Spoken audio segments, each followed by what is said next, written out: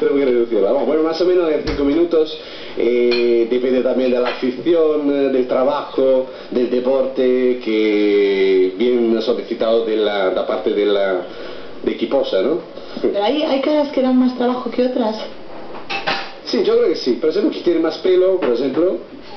Los calvos es muy rápido porque hace una raya, es así, como una bombilla, ya está.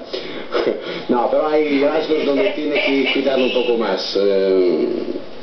Pero sí, más o menos entre 3, 4 o 5 minutos. Hay que tener una imagen fotográfica, ¿no? Para poder realizar este tipo de caricaturas, porque imagino que la gente no sea modelo profesional.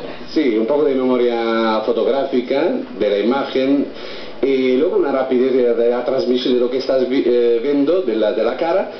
Una simultaneidad de las proporciones del rostro, o sea, enterarte enseguida de lo que tiene que valorar del rostro que tiene ahí adelante. Y luego un poquito, o sea, no un poquito, bien cuidar los ojos, que los ojos son prácticamente el espejo del alma. Entonces la única cosa que tengo del personaje que tengo adelante son los ojos.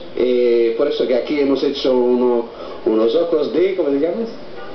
De Laura, que son muy bonitos, ¿lo veis? Claramente. Y luego el resto claramente caricatura, pero los ojos se quedan lo mismo, la su belleza, como son así bonitos y guapos sus ojos.